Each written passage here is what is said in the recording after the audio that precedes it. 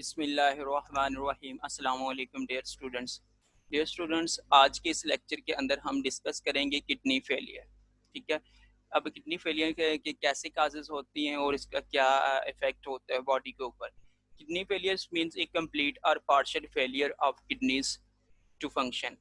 अब kidney failure का मतलब कि कंप्लीट और partial failure of kidneys to function, यानी जो किडनी परफॉर्म कर रही है ये कंप्लीट भी हो सकती है और उसके साथ साथ फर्जी तौर पर भी पार्शियल भी फेलियर हो सकता है।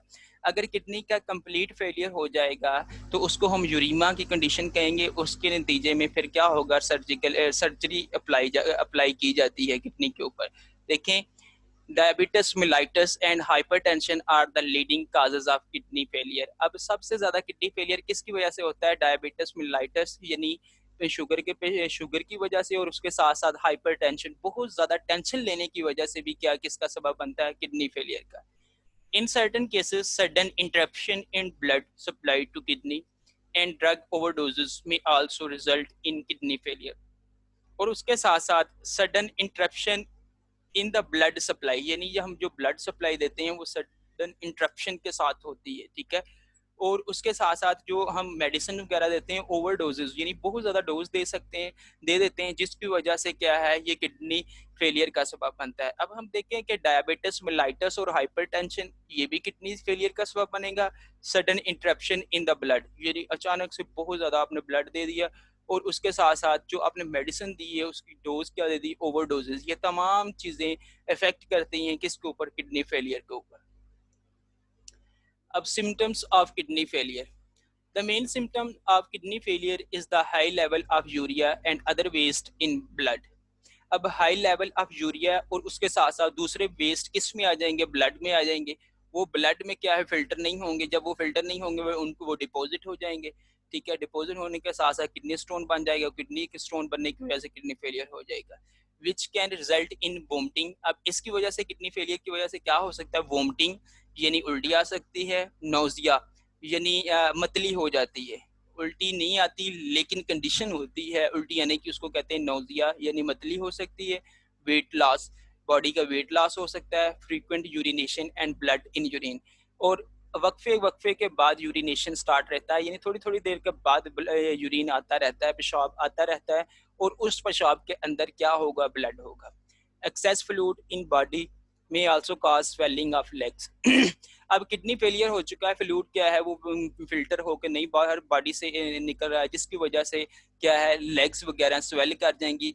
Feet, face and shortness of breath. अब जिसमें इसकी वजह से जब एक्सेस फ्लूइड बॉडी के अंदर आ जाएगा, वो फ्लूइड बॉडी से बाहर नहीं निकलेगा, तो स्वेलिंग हो सकती है लेग्स में, फीट फीट यानी पाँव के ऊपर, फेस के ऊपर, एंड शॉर्टनेस ऑफ ब्रीथ, और सांस लेने में भी क्या होगी? दुश्वारी पैदा होगी, और उसके साथ साथ यानी शॉर्टनेस ऑफ ब्रीथ हो जाती है। The kidney failure is treated with dialysis and kidney transplant. अब किडनी फेलियर किसके साथ ट्रीटेड करना है? डायलिसिस के साथ। डायलिसिस के साथ आपने पेरिटोनियल डायलिसिस होगा और हेमोडायलिसिस हो जाता है। ठीक है। इसके जरिए आप क्या दिन में वक्फे वक्फों के साथ डायलिसिस करते रहते हैं, तो बंदा क्या रहता है? नॉर्मल रहता है, जिसको किडनी फेलियर होता है। लेकिन किडनी ट्रांसप्लांट में जब किडनी मुकम्मल तौर पर काम करना स्टार्ट कर देता है, एक किडनी को दूसरे किडनी के साथ रिमूव कर दिया जाता है, यानी डोनर किडनी के साथ जो पेशेंट का किडनी को रिमूव कर दिया जाता है, इसमें किडनी ट्रांसप्लांट की जाती है। अब डायलिसिस देखिए, dialysis mean the cleaning of blood by artificial ways. Dialysis के अंदर क्लीनिंग ऑफ ब्लड करना, यानी ब्लड को क्लीन करना, उसके अंदर जो नाइट्रोजनस वेस्ट है उनको क्लीन करना, किसके जरिए? आर्टिफिशियल वेज के जरिए। अब तो वो कौन कौन से आर्टिफिशियल वे हैं? There are two method of dialysis, peritoneal dialysis, haemodialysis. सबसे पहले हम देख लेते हैं पेरिटोनियल डायलिसिस। अब पेरिटोनियल डायलिसिस ये अब्डोमेन के अंदर होता है। ठीक है। अब पेरिटोनियम का लफ्ज पेरिटोनियम से लिया गया है। पेरिटोनियम जो होता है ना, वो थिन लेयर होती है। पेरिटोनियल जो है ये एक कैविटी है, लेकिन ये कैविटी किसके अंदर है? अब्डोमेन के अंदर। इस कैविटी के अंदर थिन लेयर्स होंगी। वो थिन लेयर क्या है? पेरिटोनियम। अब वो पेरिटोनियम जो थिन लेयर होगी, ये क्या है? सेमी परमिएबल मेम्ब्रेन का काम करेंगी। ठीक है। जब सेमी परमिएबल मेम्ब्रेन का काम करेंगी तो उस पेरिटोनियल के अंदर क्या है? आर्टिफिशियल फ्लूइड डाला जाएगा, जिसकी वजह से ब्लड में से जो है वेस्ट मटेरियल उस आर्टिफिशियल फ्लूइड के अंदर आएंगे, तो इस आर्टिफिशियल फ्लूइड को दोबारा रिमूव कर दिया जाएगा। इस तरीके से ये पेरिटोनियल डायलिसिस होता है। देख लेते हैं In this type of dialysis, the dialysis fluid is pumped for a time into the peritoneal cavity. अब डायलिसिस फ्लूइड है, इसको पंप किया जाना है किसके अंदर? पेरिटोनियल कैविटी के अंदर। पेरिटोनियल कैविटी एब्डोमेन यानी पेट वाली साइड्स के साथ होती है, ठीक है, पेट वाले हिस्से के अंदर होती है peritoneal cavity, which is the space around gut. अब ये स्पेस किसके है? गट के साथ साथ है, ठीक है। अब ये स्पेस है अराउंड गट। अब पेरिटोनियल कैविटी स्पेस है अराउंड गट, ठीक है। मैंने कहा था कि एब्डोमेन यानी पेट वाली साइड, ठीक है, ये गट आपको स्टार्ट माउथ से लेकर एनएस तक पोर्शन है, ठीक है, उसको गट कहते हैं, लेकिन ये पेरिटोनियल इसके अराउंड है, ठीक है। This cavity is line by peritoneum. अब ये जो पेरिटोनियल कैविटी है लाइन होती है किसके साथ? पेरिटोनियम के साथ। Peritoneum contain blood vessels. इस पेरिटोनियम के अंदर क्या है? ब्लड वेसल्स हैं। When we place dialysis fluid in peritoneal cavity, अब डायलिसिस फ्लूइड को पंप करना है किसके अंदर? पेरिटोनियल कैविटी के अंदर। Waste material from peritoneal blood. अब जो वेस्ट मटेरियल किधर से आएगा? पेरिटोनियल ब्लड से।